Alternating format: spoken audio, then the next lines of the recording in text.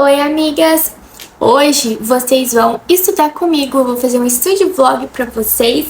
Vou mostrar o que eu tô estudando, vou falar um pouquinho com vocês sobre as matérias, mostrar a minha organização para estudar para as coisas que eu tenho ali na próxima semana e algumas dicas também do que eu faço.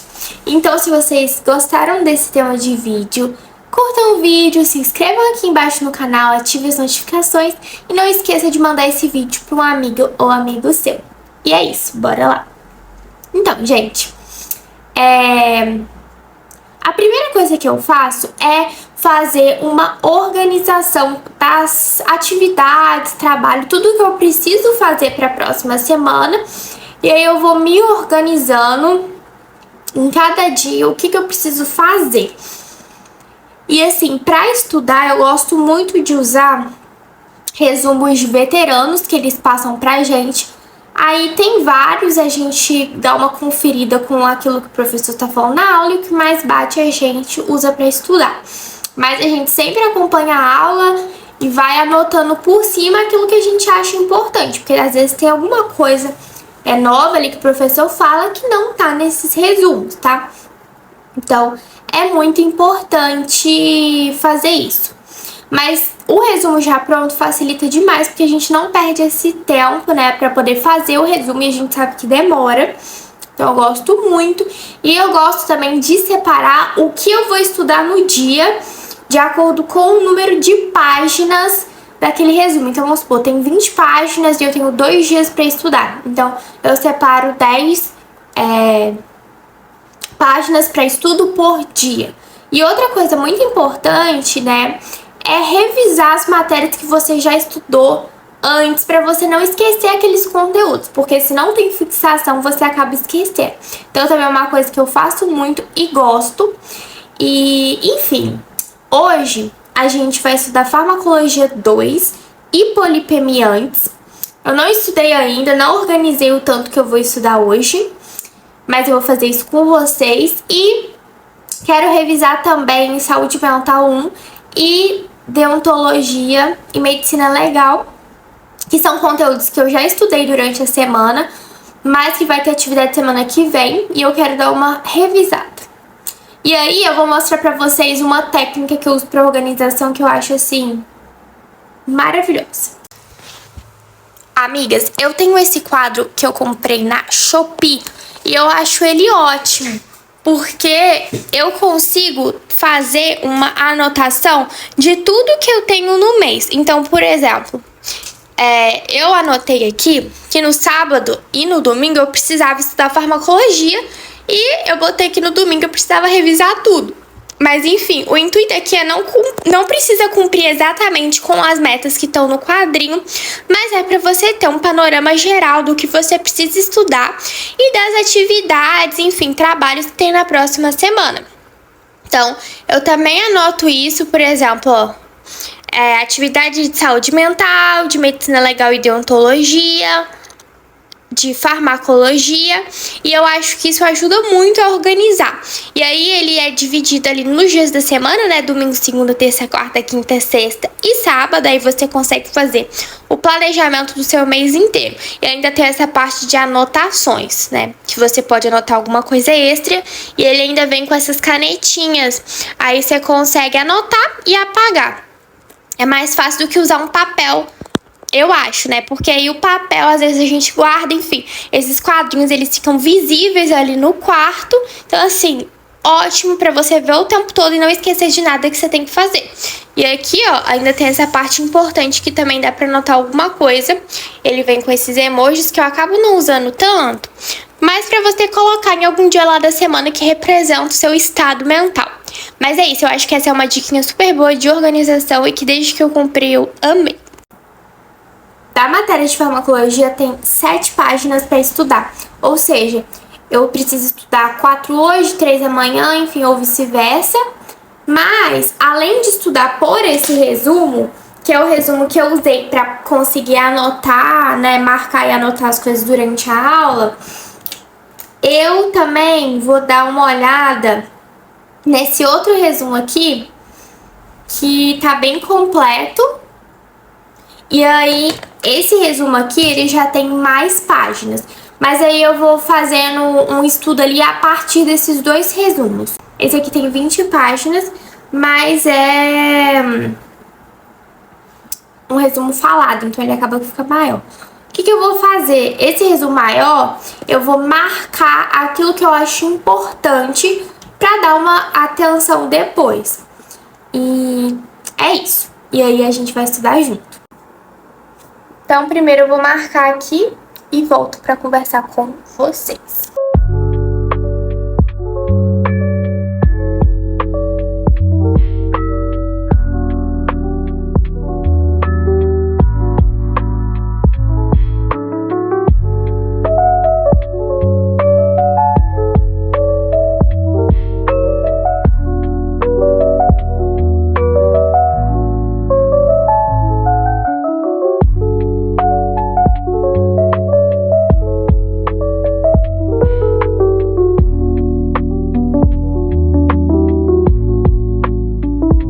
Amigas, eu dei uma marcada nas páginas iniciais e eu já vou começar a estudar.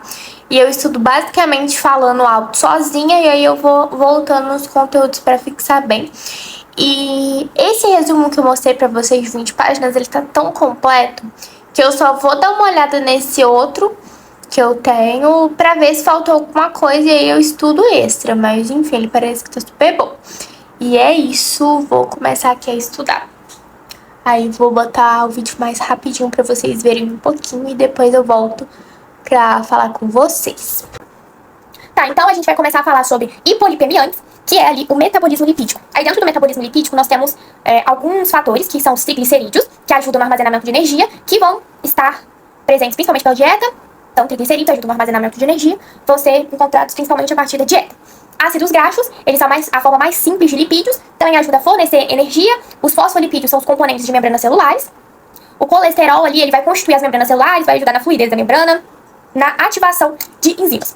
Ou seja, os triglicerídeos, eles ajudam no armazenamento de energia, são encontrados na dieta. Os ácidos graxos, eles vão ser a forma mais simples de lipídio, que ajudam ali a fornecer energia. Os fosfolipídios são os principais constituintes dessas membranas celulares, que ajudam na fluidez da membrana. Colesterol, ele também vai constituir essas membranas celulares e ajuda na fluidez das membranas e também na ativação de enzimas. Então, o colesterol também vai constituir as membranas celulares, ajuda na ativação de enzimas e fluidez da membrana. Amigas, estudei uma parte e aí eu já estudei até mais de 10 páginas pra hoje, mas o que acontece?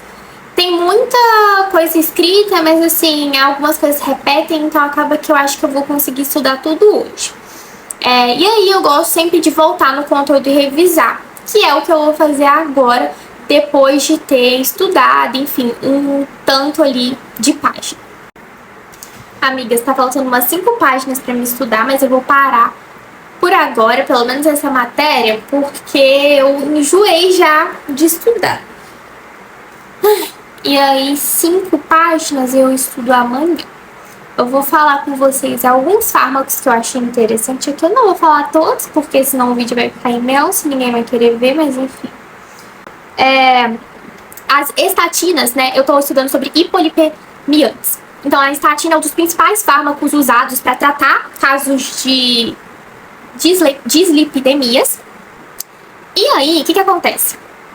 Elas não são tão indicadas para tratar um aumento isolado dos triglicerídeos e elas são indicadas para reduzir essas taxas de LDL. Mas a sua dose não é linear, ou seja, se eu aumento a dose do fármaco, não aumenta o seu efeito. O principal efeito desse fármaco é, de fato, na primeira dose que ele vai ser administrado. E aí, uma coisa interessante é que essa dose e resposta das estatinas, ela é diferente porque, como eu disse, ela não é linear. Ela não segue esse padrão. Então, o que acontece? Acredita-se que, se eu duplico a dose, eu diminuo cerca de 6% dos níveis de LDL, tá? O seu mecanismo de ação é reduzir a HMG com a redutase, que é uma enzima hepática que é responsável pela síntese de colesterol pela via endógena, né, no fígado.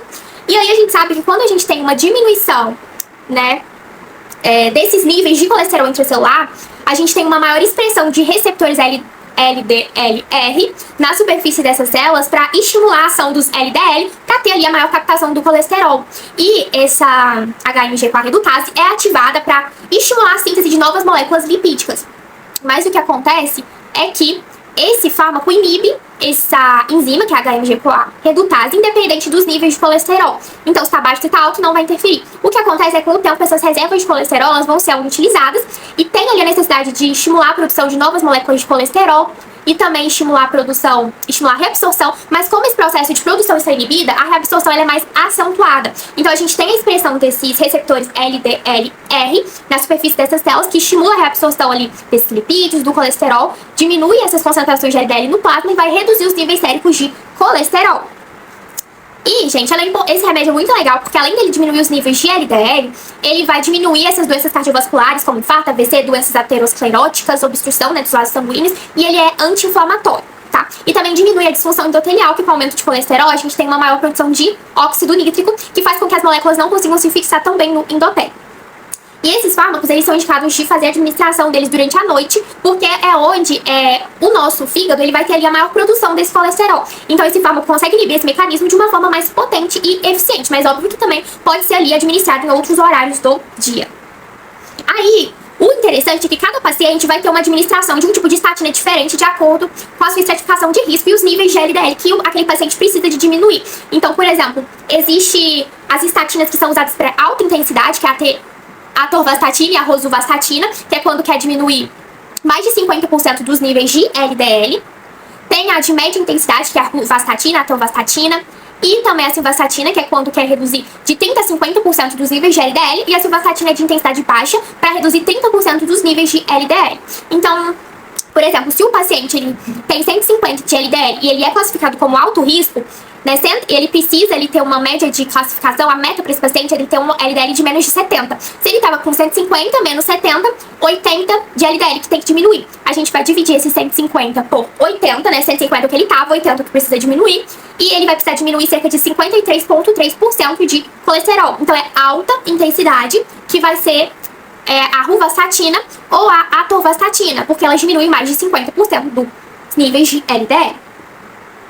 Só que esses fármacos, eles também têm alguns efeitos colaterais, como aumentar a resistência insulínica, então eles aumentam a disponibilidade de ácidos graxos, então não é indicado para as pessoas ali com diabetes. Eles geram síndromes musculares, rabdomiólises, porque eles estimulam o metabolismo proteico, a produção de CK, creatinases, que favorece essa fadiga, essa fraqueza muscular, pode gerar prejuízo de função cognitiva, então favorecer doenças como Alzheimer, diminui a função renal e pode aumentar também a catarata.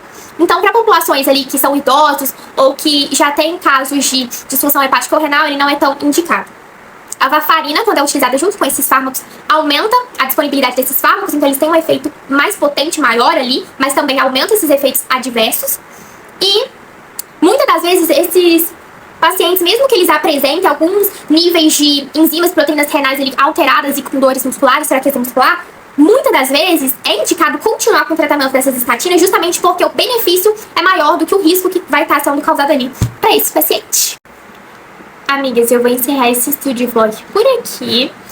E se vocês gostam desse tipo de vídeo, eu posso fazer mais e conseguir adiantar um pouco de farmacologia 2. E também vou revisar por esses dias medicina legal e saúde mental 1. Que eu tenho atividades essa semana, mas como eu falei pra vocês, eu já estudei. E é isso, amigas. Espero que vocês tenham gostado. Um beijo pra vocês e tchau. Fui!